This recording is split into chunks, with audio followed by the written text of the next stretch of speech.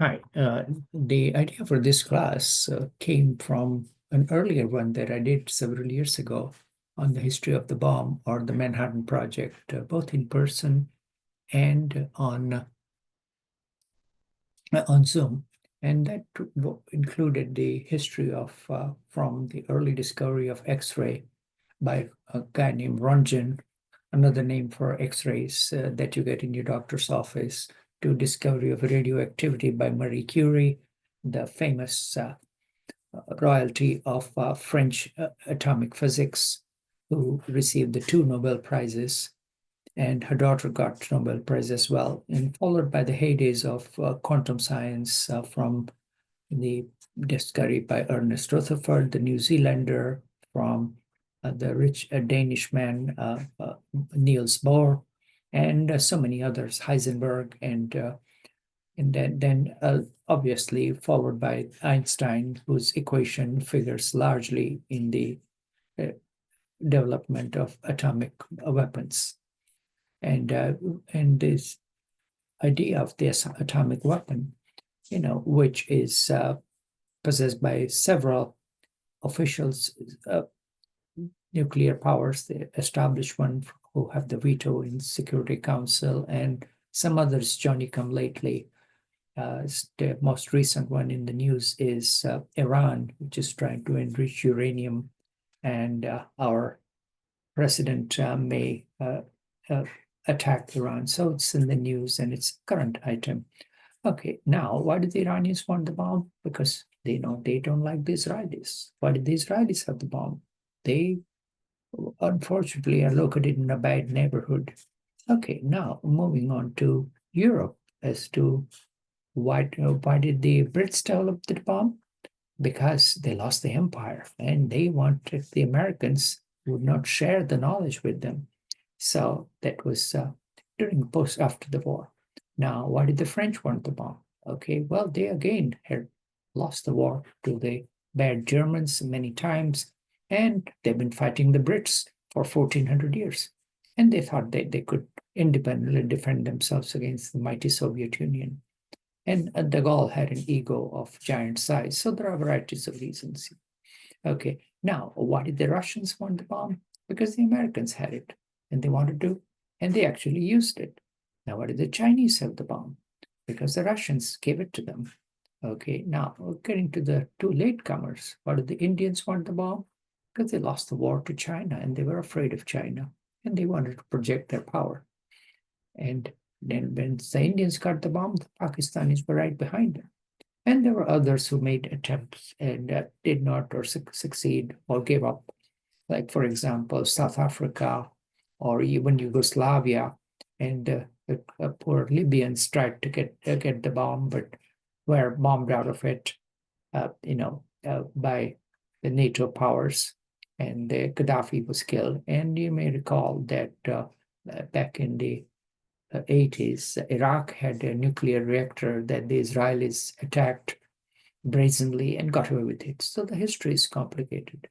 All this started because of a Hungarian physicist who had the idea, who heard about the nuclear fission that was demonstrated in a laboratory by a guy named Otto Hahn. And putting two and two together, he realized that this could release tremendous amount of energy, and the World War II was just about to start. So he actually asked for a patent and actually got it. The Brits gave it to him, even though he was a theoretical physicist. His name was Leo Szilard, and he's one of the Hungarian geniuses who were left the Nazi persecution and ended up mostly in the United States. So the story is interesting. So, but we summarized that at that time. So this is, how many of you have seen the movie Oppenheimer? Okay, a few of you. Okay, now in that, there is a statement at the Trinity test that I have become deaf. Now that's like a paraphrase of a Indian Bhagavad Gita, and this is what the actual Sanskrit slok is, or stanza. Okay, Sri Bhagwan Vacha Kalosvami Loka Yaksha Kritya Vruddho Loka. So that's my high school Sanskrit comes back to me. The actual translation of this is not I have become death, but it is I am time. Okay, so the Lord Krishna, who is the incarnation of God in one of the many forms in Hindu belief system, I am time, the mighty cause of world destruction, who has come forth to annihilate the world, even without your action. All the warriors and all the humans that you see are arrayed or standing in front of you are all destined to die, whether you do something or not. But it's your duty to get rid of the evil. So this was the fight between good and evil, so to speak. So now, so this was Oppenheimer was very erudite polymath, but a rather plain-speaking physicist named Kenneth Bainbridge, on seeing the destructive power of the bomb, he just said, we've all become SOBs. So the whole idea of nuclear weapons was, after the war, was obviously the Japanese defeated, that it will act as a deterrence.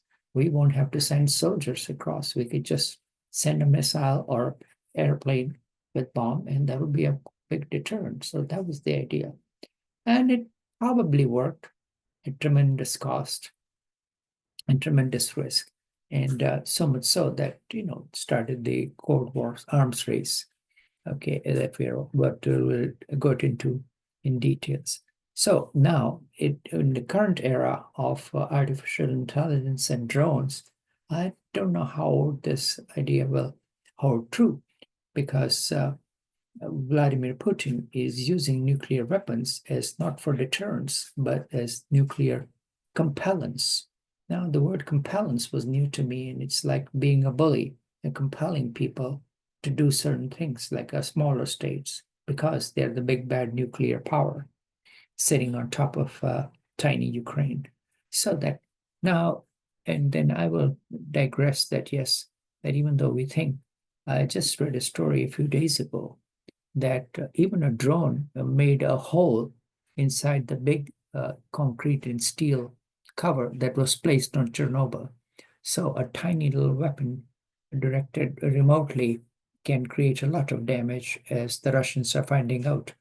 Okay, so that remains to be seen. So enough about that. Now, does anybody know what time it is? No, not look. Don't no need to look at your wristwatch. But this is the actual time. This is the so-called doomsday clock that was created by the concerned nuclear scientist, and with the trigger happy nations, it was sitting at 90 seconds to midnight. And it has, take my word for it, it has moved closer to 89 seconds. So this is when we have a good potential that was some crazy dictator, but Kim Jong from Korea comes to mind. He can blow up, sneak the submarine off the coast, either Pacific or Atlantic side, and start a nuclear war. And obviously, the U.S. would retaliate in like, and it would not necessarily stay confined to the two states, but a radioactive cloud does not take no nationalistic boundaries and will travel across. And not and just the soot that would be released from the fireballs on both sides is enough to create a problem with the ozone layer and create what is called nuclear winter. This is not a new concept. It was proposed as long back by Carl Sagan. You may remember him. And so humanity has destructive tendency in that, like many species have come and gone, we have a potential to destroy ourselves. This is summarized in a recent book that I just read by an evolutionary biologist named Henry G. And he talks about the resources and growth and exponential increase in human beings. That's not a new idea, but it's put on a more current frame. And he advocates, settling on other planets, which may not be that easy, but I don't want to digress too far from it. This is not a biology class. Now, when I started researching this story, this is not just about weapons and science and physics and war. It involves just the fear of communism, the unchecked capitalism, huge expenses, a migration. Primarily, the brains behind this were a lot of European scientists. Although the bomb was developed in the United States, it was not an exclusive monopoly. When we look at the star scientists who were involved in the Manhattan Project, about 25% were from native-born Americans, another 25% were Brits and Canadian, another 25% were Germans who were running from the Nazis. Majority of them were Jewish, and a substantial contingent was Hungarian. Okay, they were, again, exiles from Nazi Germany's persecution. So it was a onward effort, mostly male, but there were a few women. Okay, and so it was, and this is involved with racism, again, discrimination against Jews, and exorbitant cost. And that also, not during the Trinity Project by itself, but later on, the building of the nuclear weapons was privatized with giant arms manufacturers and corporations. So there were cost mismanagement and at the same time, the government, as we'll talk a little later, and that was huge mismanagement and not informing the public about the dangers. And this led to varieties of protest in the heydays of protest era in the late 60s and early 70s. And literally, the ordinary people borrowed the idea from Gandhi and MLK about civil disobedience and laid down and were arrested many times on a railroad leading to nuclear plants. And even so much so that the well-known poets of the era, like Ginsberg, were involved in it. And he actually wrote a poetry, an ode to plutonium. So I can share that with you if we have time. Okay. Now, in US, once the war was over and once the Cold War disappeared, we put the nuclear weapons on the backside, even those who went to school with duck and cover. But the Japanese, who were the first victims of it, have not forgotten. We were in Seattle on vacation, and due to Japanese tourist influx and the Japanese population, they stream NHK, which is the Nippon news channel, and they had a ceremony of a terminology called hibakusha. Hibakusha is a Japanese term for survivors of atomic bombing, Hiroshima and Nagasaki. So that means the bomb-affected people, literal translation, who lived through the bombing on August 6th and August 9th. And they experienced the radiation sicknesses, loss of family, friends. And even then, because they were considered radiation exposed, there was discrimination even inside Japan. So one young person you can see in the picture, he's shaking the hand of one of the survivors. They're all dying, obviously. Few of them are left. So he's trying to keep their memories and make a record of it. And not only that, he's trying to educate the younger generation by going to various schools, you can see. And he's taking a very balanced view. He's not just bad-mouthing the big, hairy Americans, but he's talking about that the enemy is somebody's mom and dad. So, and he teaches the children that we did some nasty things and the bombing was the consequence of it. So, and he teaches compassion and looking at the other side of the view. So this was a 15-minute, I have the link on the top for those of you who want to actually see the Japanese program in good English, by the way. Okay.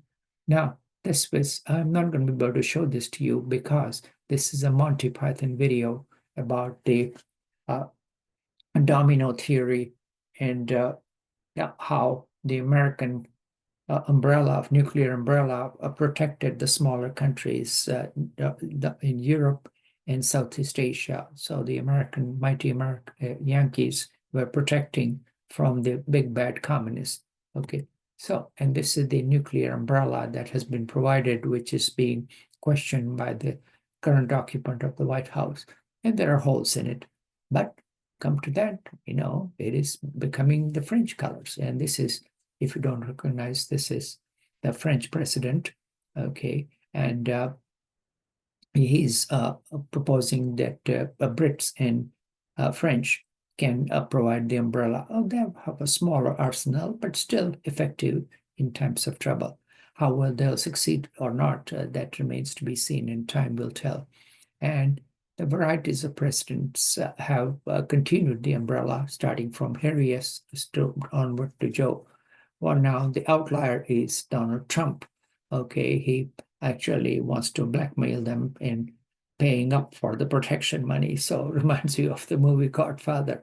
But I won't get too much into politics up here at this stage.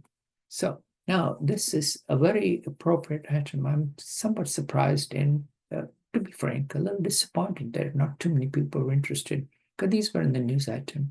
Tiny Poland, who is now becoming less autocratic and adopting real democracy with the recent elections. They're wondering whether they should go nuclear or not. Okay, it may not come to that, but at least that ideas are being floated about. And can another analysis was we talked about already, can the France and UK replace the UK's umbrella? On the other hand, what are the Americans doing? The Department of Government Efficiency managed to fire a lot of nuclear scientists and bomb engineers, and in their zealous approach to cut costs. And they hired them a few days later. So it's a madhouse, which you all know very well. And now the Golden Arches. Now most of you they're all over the world. Okay, and all over the United States, of course. But you may not have heard about the Golden Dome. Okay, now the idea is borrowed from the Israeli Iron Dome, and this is actually almost may come into power because the Strategic Command has already starting to write proposals to the Secretary of Defense to put a missile shield over the United States.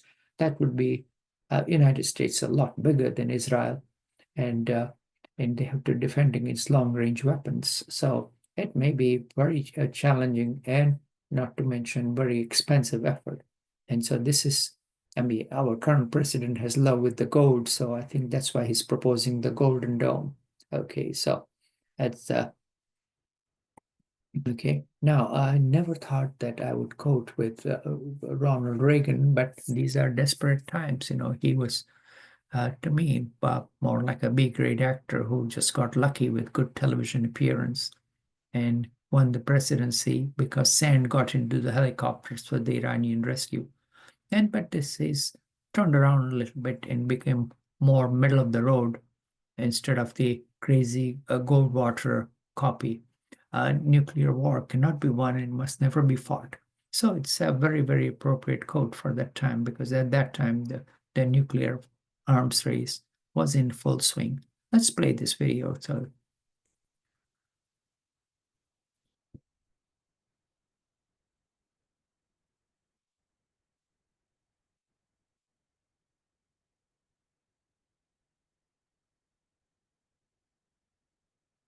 the military command constructed a case of missile clause.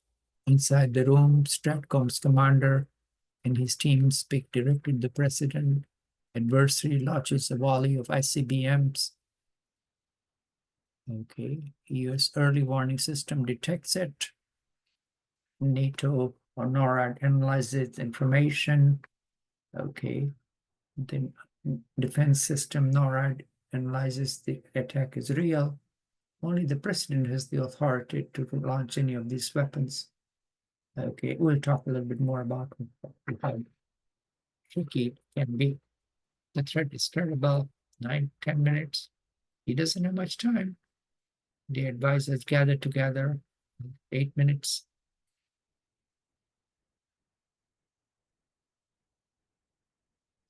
So he has very limited time to launch, because once the weapon is in space, it cannot be called back. Airborne Command Center links the president to the arsenal. A code from the football that he carries all the time. The signals are sent. Verifies his identity. And Nixon was too drunk or list. So this is how many lives are at stake. Okay, identifies himself by the code. Okay, confirm that it's an official order. Okay, and this is the so-called football. And it's an interesting story behind the so-called football. I'll tell you that once the video is over. Nuclear warhead of the size. It's relatively small, but it can still do a lot of damage. Plutonium core explodes. Brilliant white flash that you've all heard about. Okay. 10,000 tons of TNT. So it's a massive force, even with relatively small size. Temperature reaches high. Everything is incinerated. Gas travels the atomic blast injury that you hear about that comes next.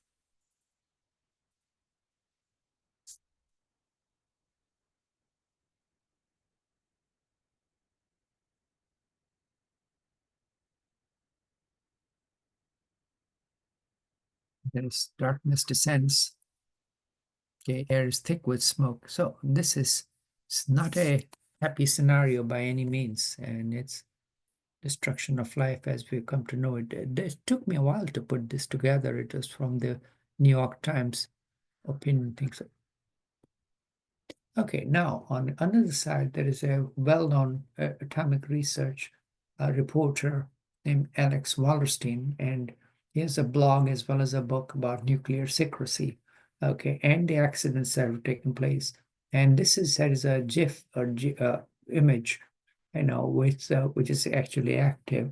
There you can select the amount of kiloton weapon that you want to select, any city that you can select from the map that's provided, and the city that you love or hate. Here I selected Tampa for good measures, and it shows how the fireball radius, which is the yellow, and the heavy blast, which is the red type thing, and the moderate blast, and radiation, which is green. Okay, the thermal radiation and the damage. So you can just see that, and then the PSI is pound per square inch, and that's the pressure that takes place, and obviously as the pressure increases, the wind velocity increases dramatically, and so this is okay a challenge that would take place, and so this you can play around with it, and have some first-hand realistic experience as to what can happen.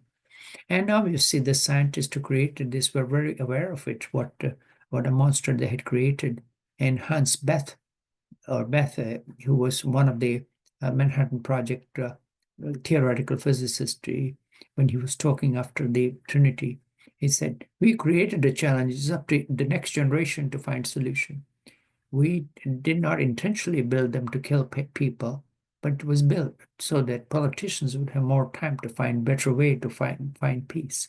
Okay, so these are largest conventional bomb is about 11 tons of TNT. Hiroshima was 1,500 tons of TNT.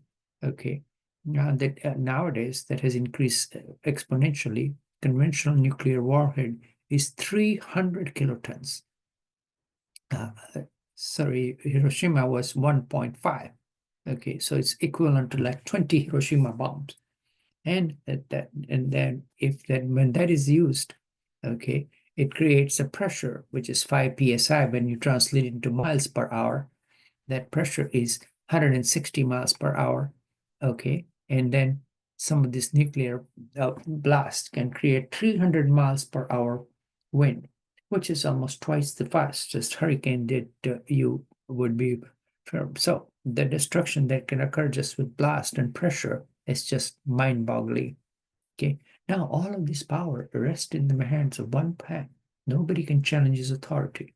I recently read a book which was by a woman with very appropriate name, Elaine Scarry, okay, about thermonuclear monarchy. Now we are all afraid of autocratic power, but even the sane Eisenhower, who was very cautious in the D-Day, he thought about using the nuclear weapons twice. I think one during Berlin crisis, and the second one was during Taiwan Strait crisis. I don't remember the history of it. JFK thought about it 3 times. Probably one of them was Cuban, and LBJ thought about it once to prevent China from getting the weapons. And the great President Nixon thought about it 4 times. And this is the only extent we can find out, because the others may have thought about it, but it remains classified for 50 years. Okay. And Nixon actually, during one of his rage moments, bragged to one of the reporters that was recorded, I can go into my office, pick up the phone, and in 25 minutes, 70 million people would be dead. Okay. So this is, it's an interesting scenario as to what sense it makes. That is, I will leave it for you to decide. Okay. And so it reminds me of one of the French king's statement, après moi, le deluge, means after me, the flood. So once this happens, it's just death and destruction. After this, the whole world will never be same again, like a lot worse than 9/11 produced. Okay. So and the part of this is the policy. That is, United States, the 3 axioms that creates what can be risky business: launch on warning. By that, it means retaliatory strike upon just receiving a warning that the missile has detonated on its way. And that could be a mistake that has happened many times in the past and possibly can occur in future. Okay. Although the technology to verify the true nature is a lot more sophisticated now than it was back in the 70s and 80s. Hair trigger alert, what that means is a colloquial term for a state of readiness when a nuclear armed missiles can be launched immediately upon receipt of firing order with minimal preparation. And no first use policy is a pledge by an armed state never to use it first except in response to the attack. And you may be surprised there are only 2 nuclear powered nations who have this no first use policy. It'd be hard to guess, and that those happen to be China and India. The rest reserve the right to fire first, including United States. So go figure it out. I'm not going to show this because this is again a BBC comedy show called From a Yes Minister, where it's a little oldie, but it's a goodie. It tells you as to when would, in this case, Prime Minister make a decision to press the button when the Russians are in East Germany, West Germany, in Calais, or up in Piccadilly Square. So, and the Prime Minister obviously hesitates as to whether to start the nuclear war or not. So it's a very dramatic thing with the interaction between Jim Haggard, who is the actor playing the Prime Minister of Britain, and the Israeli ambassador. Okay, as to when would you press the button. I'm not going to show that to you, obviously, for copyright reasons. And the physics involves initially uranium, which is radioactive material. Anything about 92 elements are radioactive, obviously, radium was discovered by Marie Curie, and uranium was discovered in pitchblende ore in as early as 1789. And obviously, the radioactivity discovery came, and they unfortunately or unfortunately, the amount of radioactive material is an isotope, which is a different number of protons and nucleon. So it is only 7 atoms in 1,000. So that is why you hear all about this enrichment process, that the Iranians have been trying, and the Israelis want to stop them. So enrichment, and there are varieties of technologies that were used during the Manhattan Project, including magnets, gaseous diffusion, and the current things that you may have or may not have heard about called centrifuge. Okay, so all these 3 technologies were tried at different locations during the Manhattan Project. General Groves did not want to leave anything unchance because the amount that can be produced requires a very sophisticated technology, and it's risky, obviously. And this was before man-made element plutonium became available. And so it would require tons of uranium to produce energy in a nuclear reactor. And it requires, the isotope to be slowed down when it releases neutrons. So that requires either material called heavy water, which is not the H2O, but deuterium, which is the bigger, a different isotope of hydrogen element, or it requires something called graphite rods. Graphite, pure graphite, slows down the neutrons and starts the chain reaction. So that's some of the nuclear science behind it. Okay, so and now this is, I talked more about it in the other class, so I'm not going to be able to dwell too much into it. Okay, so the radioactivity was measured in something called Curie, and later on it has been replaced by the even earlier scientist who did a lot of pioneering work called Becquerel, and now it is considered in RADS, RADS, radiation absorbed. Okay, there is another unit called Gray, which is the biological damage, and REM, okay, REM. So there are varieties of ways it is measured. And if you've ever worked in nuclear medicine, those are the badges that you carry, and I'm sure that is the staple of James Bond movies. Okay. And now in all the classes, there are more women than men, so I should nod to the women who made contribution. The one lady who was the genius par excellence was a physicist, and she worked with a German chemist named Otto Hahn. Otto Hahn is credited with splitting uranium while doing experiments in the lab at low, and it was split into, correct me if I'm wrong, called krypton and beryllium. So the isotope that was discovered was much more lower atomic weight. Okay, and but he did not understand exactly, so he wrote a letter to his associate Lisa.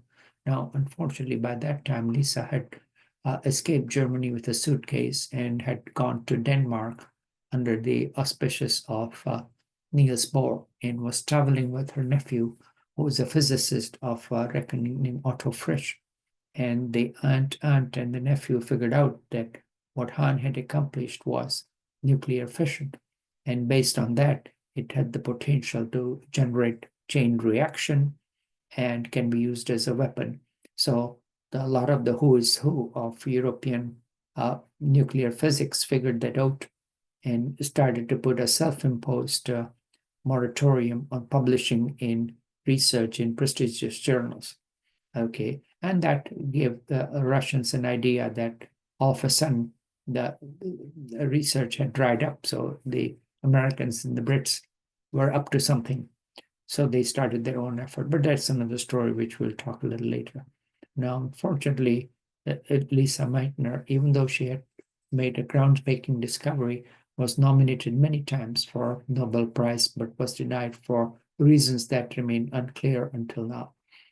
She got some recognition of this sort, that one of the artificial elements, 109, it was named in her honor, called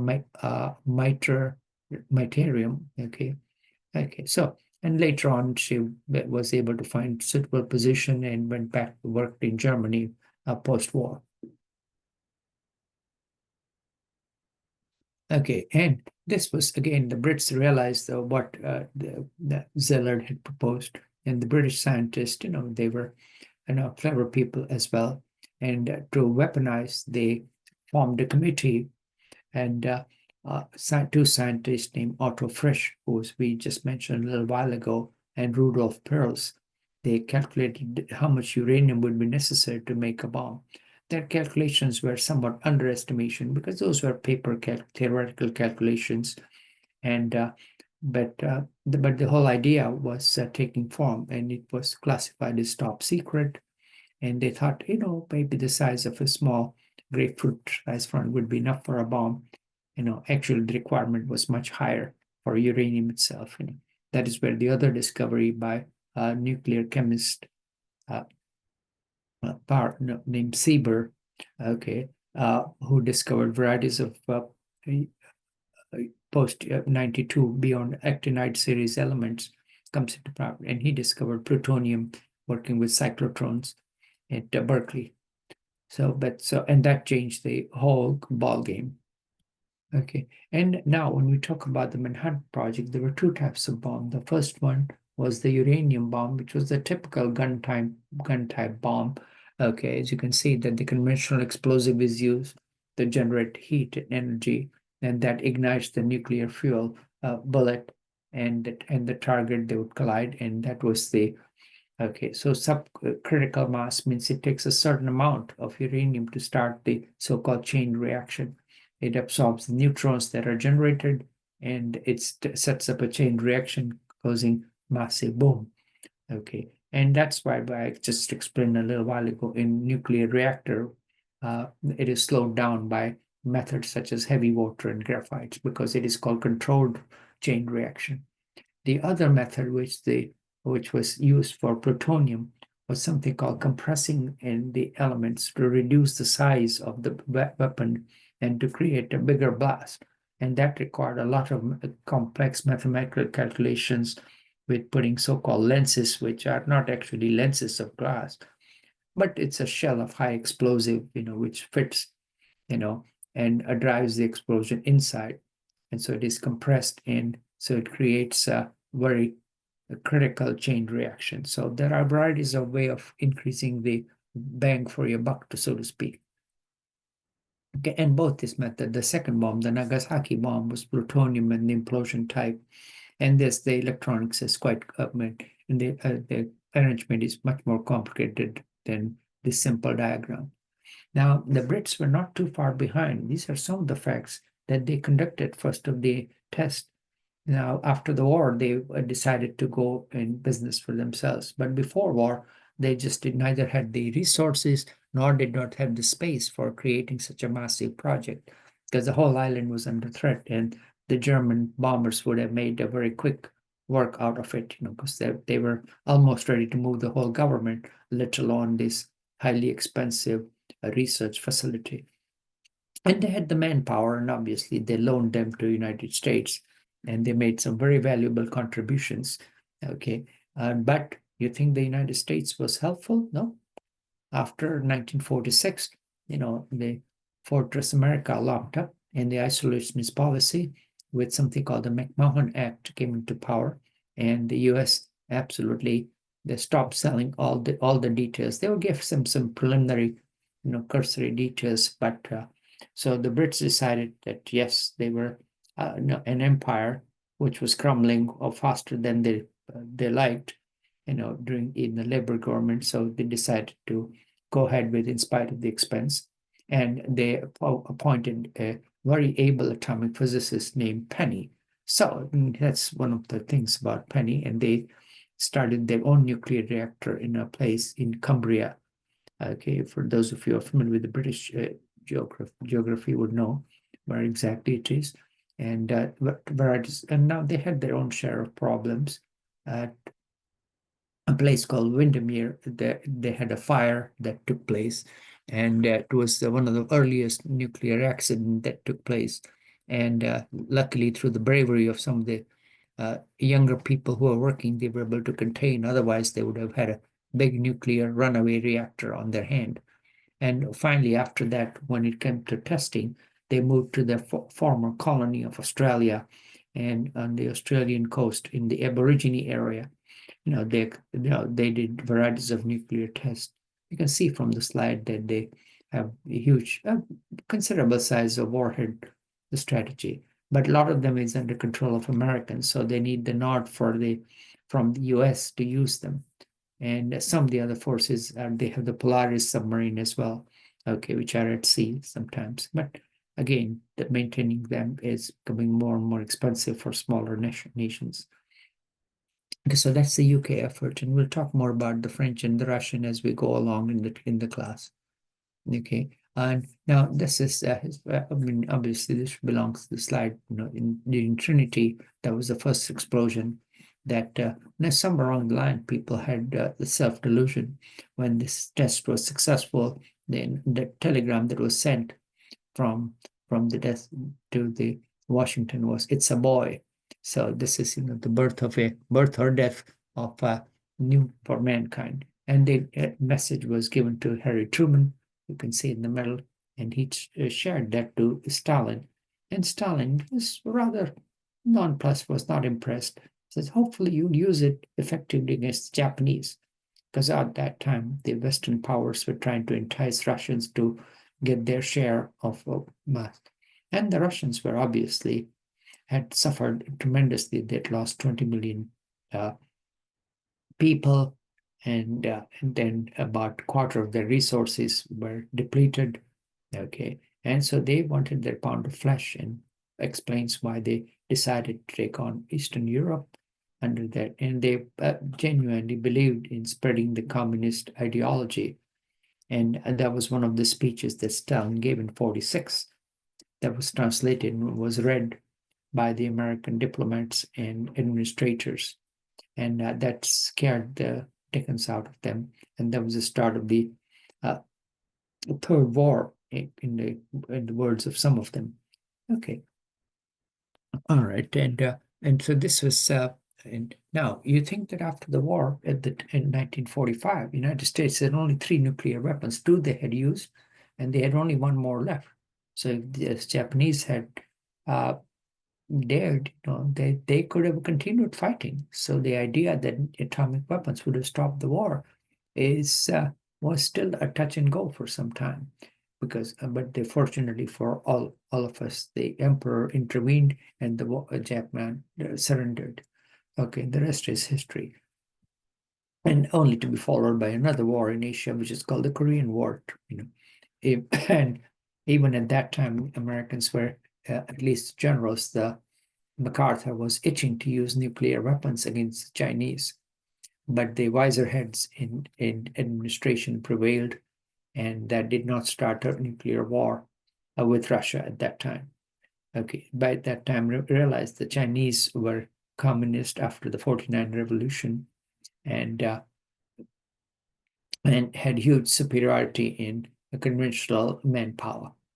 And so that was another close call that was dodged for the war. Okay, so moving on now, the production of things, the Cold War race building up more and more for as a deterrent did not stop. In as early as 1 year later, United States in 47 had 13 bombs, 1948 50, by 49 up to 150. By 1952, when they were discovering the H bomb, or testing out the H bomb, they had 841 already. So how many more you would want? No, it just goes on and on. The Russians by that time were lagging behind. They only had about 50. But again, so 50 is a big enough number. So the arms race was in full swing by this time. Okay, now there were some fewer wiser had prevailed. There was a plan that was floated about by the Truman administration called the Baruch Plan. It was United Nations Atomic Agency. The idea was to put all the energy uses for peaceful purposes, and manage, it should be under the international control, and it could be inspected. And even the so-called Security Council powers would not use veto. And somewhere along the line, the Russians did not trust the Western powers, and they rejected it, because by this time, in 46, they had not developed their own nuclear power. So they just thought they were going to be always at the mercy of United States and Britain. Okay, so that they just turned it down. And the United States insisted they will destroy it only after this policy has been implemented, and understand that trust was once lost, was never regained again. So that was the big factor. So the Baruch Plan fell by the wayside. And so that was genuine effort and the opportunity lost. Now, the varieties of laboratories, we'll talk briefly about it. The first one was Los Alamos, that was the research facility that was selected during the Manhattan Project that continued its work for producing more materials for future use, and varieties of genuine physics research was carried out. And they also started collecting all this information, not just science, but technological aspect, and keeping an eye on the other nations. Like, for example, if there is an explosion that takes place, be it earthquake or space, meteorite or anything, so they would try to make sense out of it, whether it was a nuclear blast or a natural occurring disaster. Okay, and so they have devised various complex and natural engineering systems for weapons detection. And so the lab is still very much, and it's a huge budget of billions of dollars, and employing varieties of physicists, technologists, engineers, etc. And it still has the culture of secrecy that was imposed by General Graves. And now, on the other hand, scientists like to be independent and share information and are being compartmentalized. So there's a lot of discontent that in the scientists. On the engineers think that the scientists are crazy and cannot be trusted. So the two cultures are clashing. Now, and as it happens in the United States, even the major projects are run by the private corporation. So this one is run by the government owned but corporation operated. Sometimes it's just done with a huge contracts. Other time during the war, it was just done as a service to the nation. For example, DuPont was paid only $1 for building all the nuclear reactors at Hansford in Washington State. Okay, and you have to laugh at the U.S. government, which they finished it in 2 years instead of 3. So they only gave them 68 cents, by the way. So that's but I don't want to digress too much. So this is the story of Los Alamos. Now, as a competition, they wanted to generate. They didn't want to put all their eggs in one basket. So as early as 1952, with the encouragement of a scientist named Lawrence, who was instrumental in developing cyclotrons on the West Coast at Berkeley, and did a lot of big science research by raising millions of dollars from donors. By creating cyclotrons, doing original nuclear science research, and discovering new elements. And he was somewhat sloppy, but he had good talent for hiring good people, and varieties of chemists, and physicists worked with him. And later on, that the lab developed, were also involved in part of the so-called magnetic enrichment of uranium process, so that they were instrumental as one of the many legs of enriching uranium. For example, the gaseous diffusion was done at Oak Ridge, Tennessee, and the graphite and other reactors were done at Hansford, Washington, and Lawrence Livermore used magnetic methods. Okay, and then after that, they continued doing research on fusion, which was the difficult technology because they have to generate huge amount of heat, okay, for the weapons system. And so they discovered they were also involved in health field for treatment of radioactive isotope for cancer, leukemia, and thyroid type things. So that's one of the reasons why Lawrence was, he was a wheeler dealer and was able to generate huge amount of funds.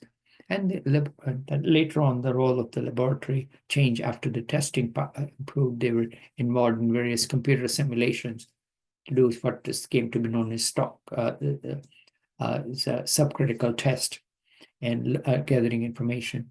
And in the 1990s, their role has become something called the stockpile stewardship. It means to get more and more mileage to make sure that the old weapons, which are 40 years old, are still effective and will do what they're supposed to do when the need comes. And now their sidekick is something called the ignition facility, where they're trying to generate fusion, controlled fusion in a laboratory situation for reactors.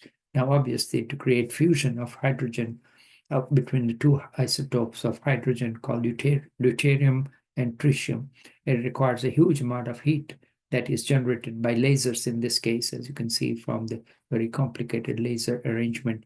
And it has to be kept at a cool temperature to create fusion, so cryogenic. That's the word comes around. And then, so this was called National Ignition Facility. So they are working on it now. Obviously, the joke, to generate this amount of energy was difficult. And the amount of energy that was needed to raise the temperature for fusion was always negative. So finally, in December, they are coming up with, so they have succeeded enough by using a special type of laser that they are able to generate more energy than what they had putting in to create this extremely high temperatures equivalent to the inside of the sun or even higher. So there is some hope for that they may be able to have a controlled fusion. Similarly, in New Mexico, there is another Sandia lab, and that's operational in present. And there's from 1920, so there is again government and private partnership Now it is run by Honeywell Corporation, and they have, that is run primarily from engineering point of view, and they have a nice slide of varieties of 70s ways Sandia lab has made the difference. So it enlists all the health benefits, the research, keeping an eye on the other countries, testing whether the explosions were legit or not. Okay, so there are varieties ways. So this is a PDF, but for lack of time, I'm not going to be able to share that. But it's an interesting insight on the private industry in there. Now, a lot of the testing in the early days, the scientists learned from doing explosions, and that a large area of Nevada was isolated under government, and this became a huge, and US conducted huge number of tests in the 50s, and then later on, or the atmospheric ban that took place out in the Kennedy era, the test went underground. Okay, and again, when the tests were done above ground, Vegas was becoming a public show, and the tourist business was blooming at that time, called the Atomic Blast. As you can see, the ad from that time. Okay, and the number of weapons production has continued. From that time, you can see from almost none in 45 to gradually rose exponentially, that by mid 60s, they had 30,000 warheads. What they were going to do with it is anybody's guess.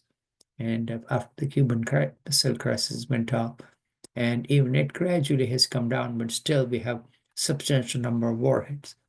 And at the same time, this is the idea of the testing, that the US has conducted a huge number of tests above ground, underground. The graph is pretty self-explanatory. Atmosphere is underground, and then on the other side, people were not about making money from the nuclear explosion. So this is called mushroom cloud beauty contests. So they was held until 1957, I think. And so there were a huge number of tests with all the amount of radiation that was relieved in the air and underground with soil and adjacent water that flows through it. Okay, and now this is a story that needs to be told. The big atomic plant near Denver is called Rocky Flats plant, that is run by initially by Dow Chemicals and Rockwell Corporation for 40 years. Their job is mainly to manufacture plutonium pits. They are the size of like a bowling ball size, and they are the real explosion of nuclear weapons. And that, in the story of this is a story by Kirsten Iverson, a woman who grew up in the shadows of this establishment. And the government cover-up that continued, because the plant was run by engineers and managers, and they were not quite honest in telling as to when they had some disasters, and the radioactive gases were released in the air, and the soil was contaminated, and they were cutting corners. And this is a story of government cover-up. And when people started protesting it, again, the dangers or the cancer that were occurring, the court sided with the Atomic Energy Commission, and the work continued in spite of groundswell protests that took place.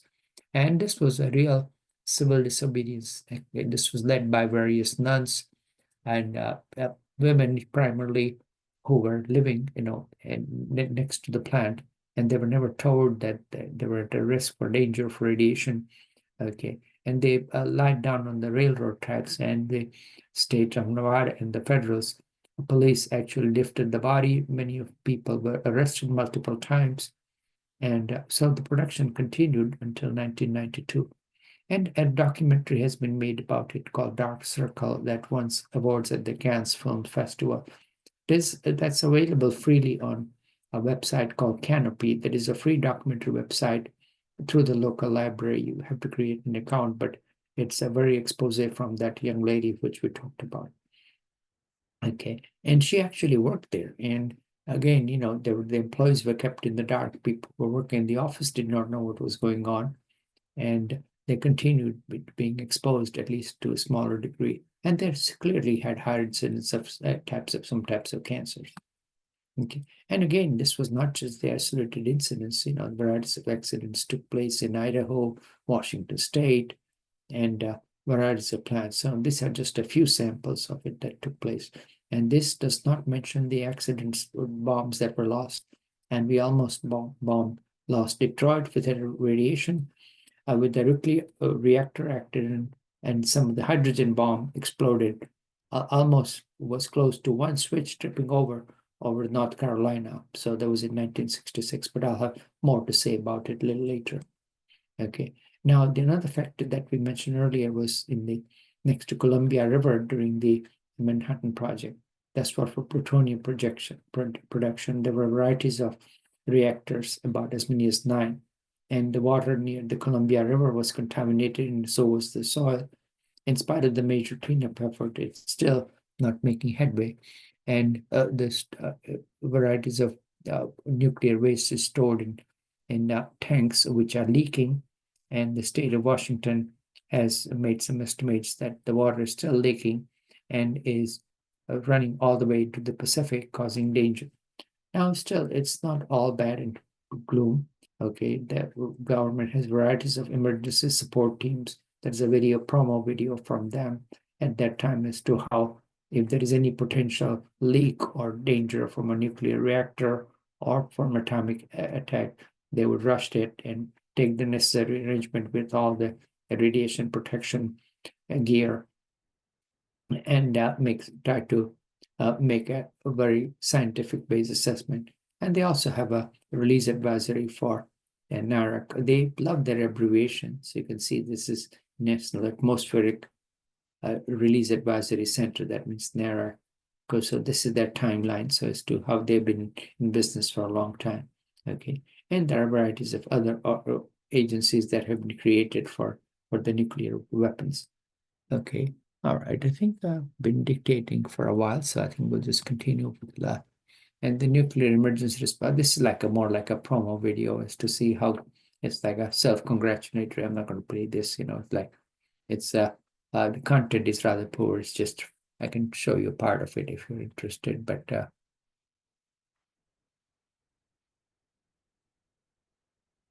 and the music is just how cleverly they go about doing their business, basically. So it's not much to it, type of thing. The next one might know. So the waste isolation plant. So this may be worth seeing. So there is, the waste, any nuclear reactor or the plants, create a lot of contaminated radioactive material. U.S. Department of Energy facility designed for the safe, permanent disposal of transuranic radioactive wastes left from our nation's nuclear defense programs. In weapons production began the Cold War. The U.S. continued wastes at facilities across the country.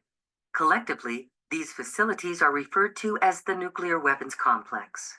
More than 50 years ago, government scientists began at facilities across the country. Collectively, these facilities. Let's see. So this will give you an idea. Hansford, Idaho has some facilities. Lawrence Livermore, we talked about. Rocky Flats, that we mentioned. Waste isolation pilot plant that is somewhere in Texas.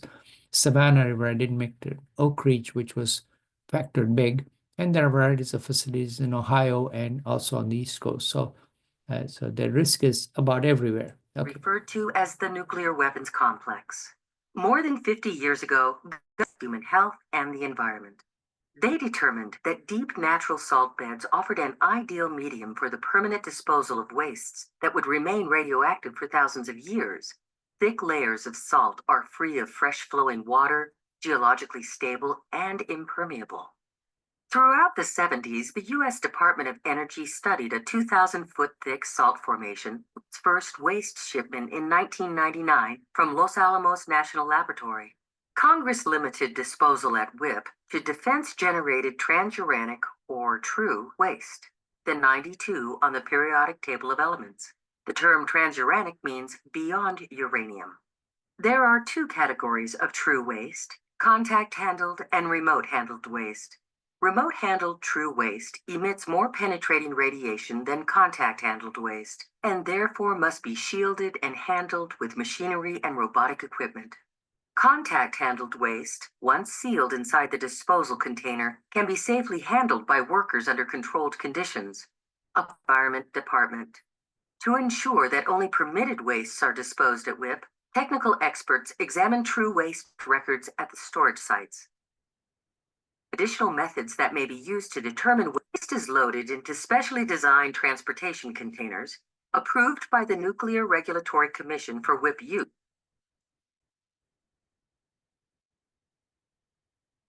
Okay, so it's a long video, but you Following a get. series of rigorous tests. To ensure the public safety, WIPP employs only highly qualified drivers and loaded.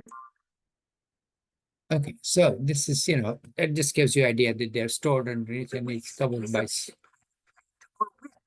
by salt, basically. So, okay, so I think let's move on further.